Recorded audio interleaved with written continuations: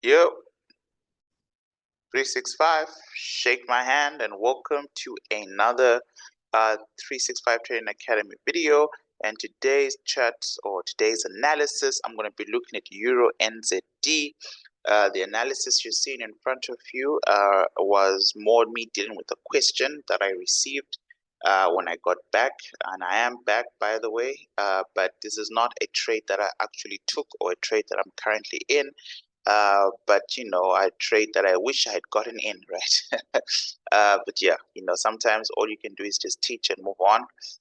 But yeah, so I hope the person who had the question, the question was asked and answered, and they got in this trade sometime in April, and more importantly, they're still holding, right? So we are gonna break down EURNZD from the very beginning, and then we're going to see where price is, where price is going. And see if there is some money to be made. I'm going to clear up some zones for us, or remove some lines that I don't find beneficial. Right? Maybe it's just that one line, right? And then we're going to go to the 12-month chart, right? So I've been doing all these type of analysis videos, as quickly as possible, one asset at a time. Really showing you guys that there is a trend plan in banks and an institutional way of thinking. And if you abandon that and you go for shortcuts in the markets, go for only looking at smaller time frames, you will pay. You will pay a very heavy fee. And that fee will obviously be your bank account, your PL. You will pay with your own money, right? A simple lesson that you could have understood and learned from watching these videos, and that is, higher time frames can never ever be denied, and higher time frames create control all the trends, right? So on the governing, not even presidential, on the long term chart, the 12-month chart, EURNZD is an interesting asset. And remember, every time I talk about, it's a sell profile or a buy profile, right? And there's a method to testing that kind of stuff. We cover this in our module 1 of the course. So right at the very beginning of the course that you receive in module 1, it's one of the first things I teach you how to do. So first of all, I teach you the very first type of supply and demand, excuse me, called major turning points, right? And once you've got a good lid on major turning points, then we move on to this, how to profile an asset. And then you do a quick activity for me to make sure that I understand that you know how to profile an asset, and you know how to classify the very first type of supply and demand, which is major turning points. And I'm pretty sure somewhere along these lectures, I just don't remember which one, but one of these lectures, towards the end of them, you also get a PDF that summarizes all my lectures. Every 4 to 5 lectures, there will be a PDF somewhere in it. So don't forget to scroll down, read the text, because one of these videos at the bottom will have a PDF. I just feel stupid right now because I can't find it. I can't remember which video it's under, right? But eventually, after a couple of lectures, I promise you, there's a PDF that summarizes. There we go, major turning points, fresh levels of demand. There's a PDF right here. You hit download, and you'll get access to it. It will automatically download onto your computer. And then another group of lectures will continue, 4 or 5 long lectures, and then there'll be a summary PDF of everything in there, just to enhance that learning, right? So, why I'm bringing this up, because how do you profile such an interesting asset, right? This is a massive consolidative asset, or has been consolidating for a while, and really to those big believers and dreamers of support and resistance, and this is the type of asset you should have focused on in the beginning of time, right? To honor your craft. And obviously once in a while, in fact a lot of the times, traders still get bent with the support and resistance nonsense, right? Still get burnt. All of this is price getting stop losses from every single time frame unimaginably, right? So you can see the number of times it actually doesn't work cleanly, right? You've got, I don't know, a 1 out of 10, 3 out of 10 shot of making money, and in general just losing it, right? So we've got a range in asset in front of us, right? Very difficult to profile, but we can see that price eventually broke out and then now is trying to return back in.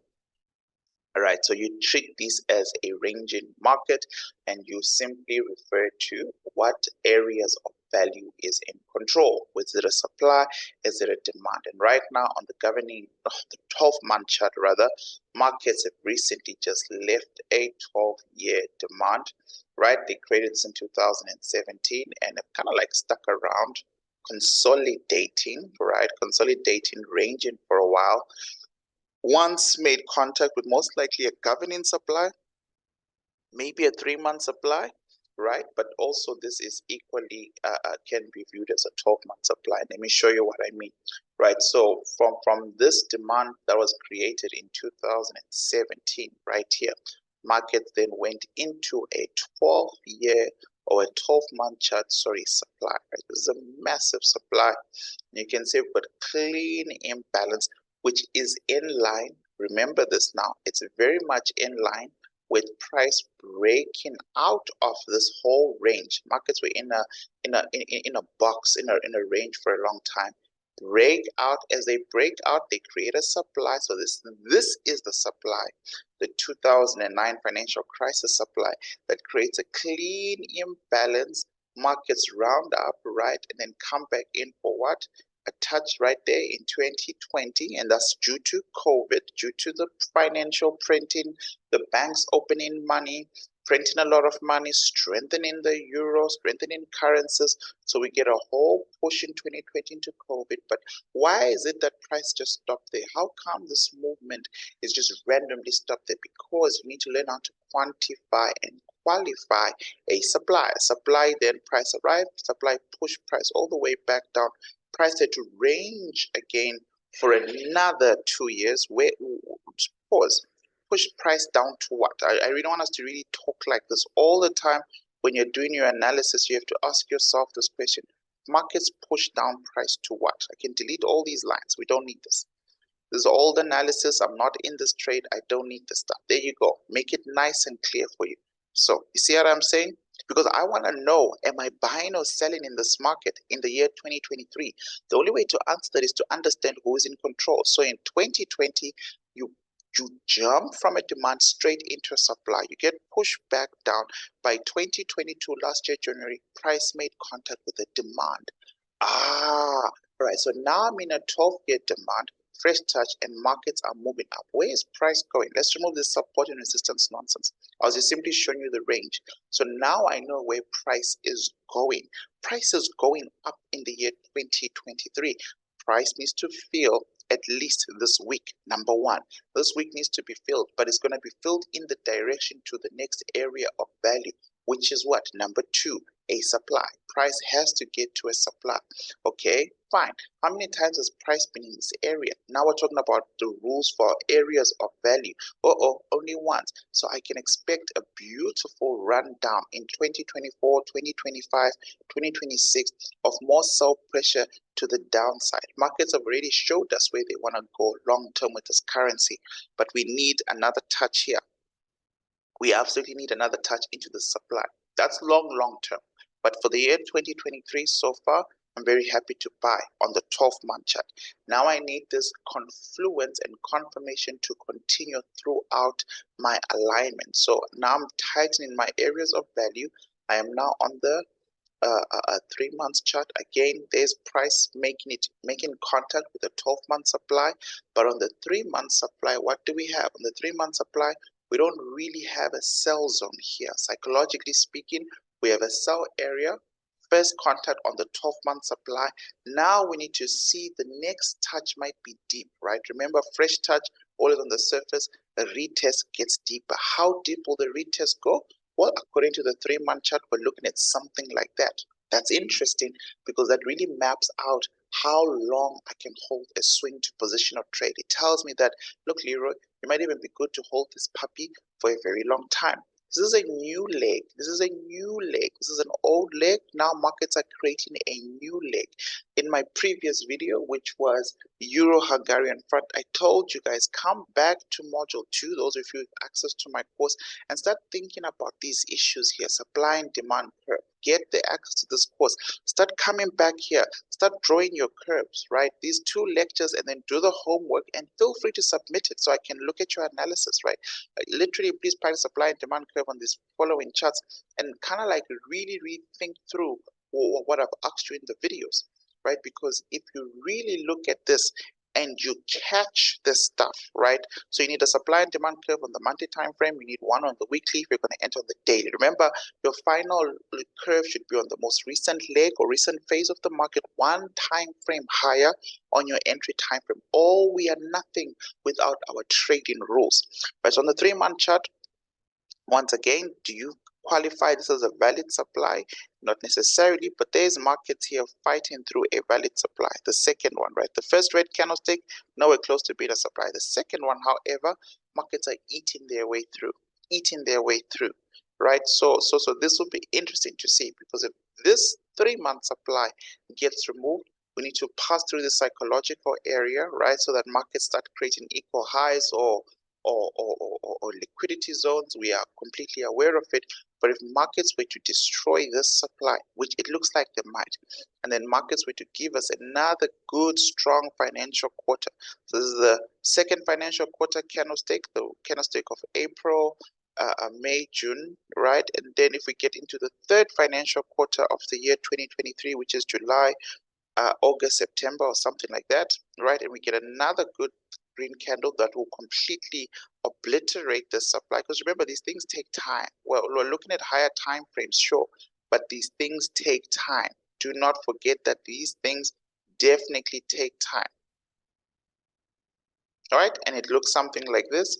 Then you are almost guaranteed that markets and price will rotate back down to an order block down here that removed the 3-month supply. And when that happens, that's what you want to be looking at. But we don't have that right now, so unfortunately, we can't necessarily be that excited to go long. But we are seeing that potentially by the end of this financial quarter or in the next financial quarter, areas of values might be removed. This is what we're dealing with right now in the 3-month chart. This is the type of supply, right? And you can see price is already dug in and starting to retrace. On the governing time frame,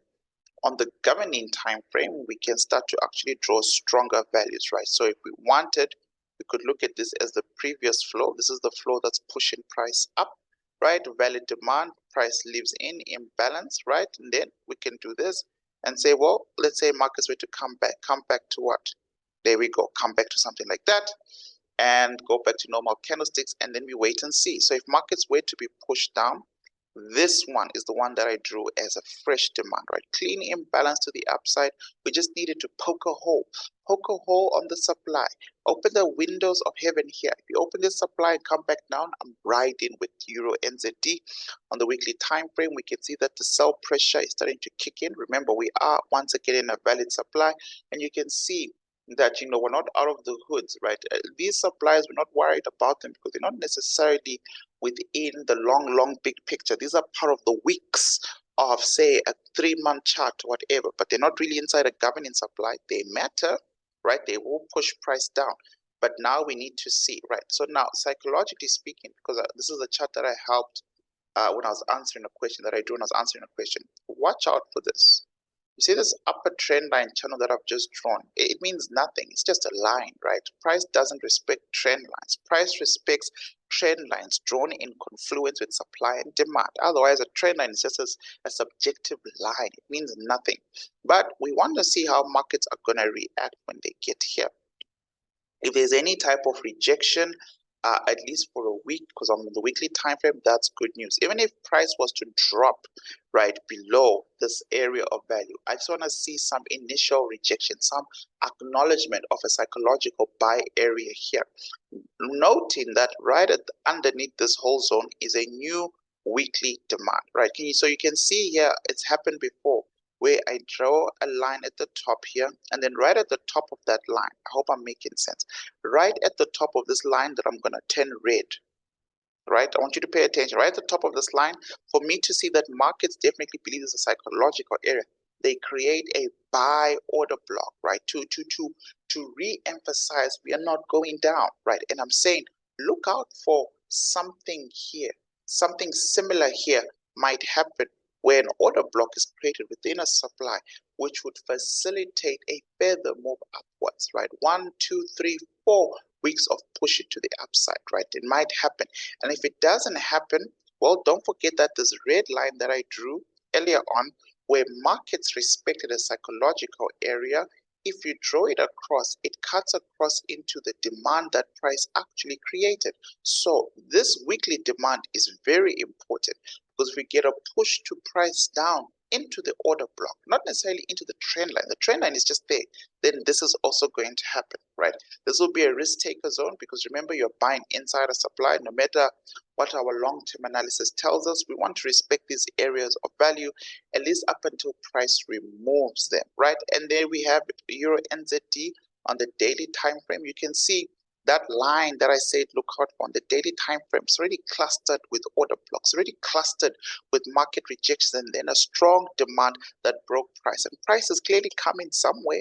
Prices clearly come in somewhere, right? So when the daily starts to react and the demand holds, you're going to only catch it a week later on the weekly time frame. This is why I say keep track of these time frames, but also note to the left. Let's have a look to the left. Let's make sure we understand what we're doing here, right? So price right now is just gotten done. If I can get, there we go. The highest point was all the way here. So price has just gotten done, negotiating with the final supply.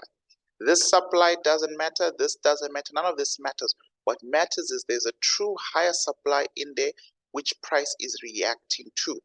Do you get me? All right. So let's zoom in a bit on EURNZD. You see that there? This is all that matters right now on EURNZD.